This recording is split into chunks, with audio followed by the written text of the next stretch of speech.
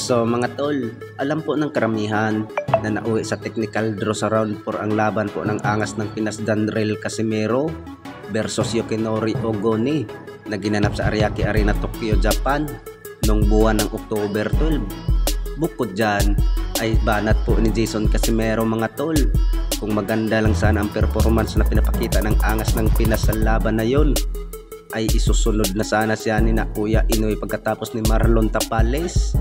Dahil dyan mga tol ay hindi lang daw maganda ang pinapakita ng angas ng Pinas Janrel Casimero. Bukod dyan ay banat po ng karamihan ay talagang takot lang daw si Kuya Inoue. Lalo na siguro dyan mga tol kung pinatulog ni Janrel Casimero itong si Yukinori Ogoni, talagang matatakot na. Natatandaan po natin mga tol nung may hawak pa sila ng WBO ang angas ng Pinas, pero talagang hindi pinatulan ni Kuya Inoue hanggang na-strip po ang kanyang titulo ng WBO. Napunta ni Paul Butler. Ay madali lang daw na ikasa ang Butler versus Kuya Inoue. Ibig sabihin dyan mga tol, iniwasan talaga ang angas ng Pinas. Kasi si Naoya Inoue ngayong May, ang unang kalaban talaga niya si Neri. Kung nanalo lang po kami sa sa last na laban namin, kami yung una. O kaso lang hindi maganda yung laban namin, hindi maganda yung nakarang laban kasi nga nagka-draw. So yung si Neri yung pinapauna, mandatory ng WBC.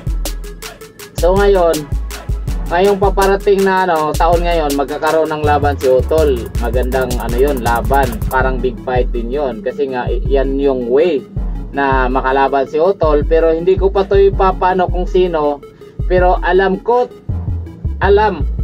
talaga kung anong sasabihin nila. Sasabihin nila na hindi nga magkakaroon ng magandang laban or big fight na laban si Casimero kung hindi dahil sa kanila.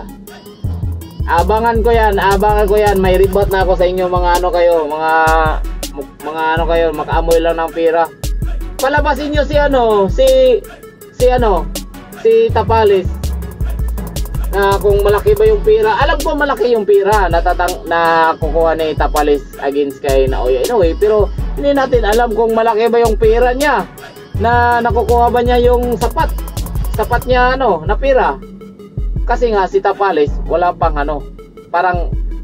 lakas na magsalita kasi nga umaasa pa si Tapales sa mga mga manager niya. Hindi naman kami umaasa. May mga totoong tao na tumutulong talaga sa amin. Nandyan sila Ate Ruby, Kuya Joseph, Ate Gina. Mga totoong tao ba na tumutulong talaga. Yung iba kasi may mga tumutulong-tulong daw dyan. Ang kasi nila, ganun kami mag-isip, mahina. Ayan, tulungan natin yan para maisip nila tinutulungan. Anong tulong yun? Hindi ko lang pangalanan ha. Tapos sinasabi na tumutulong.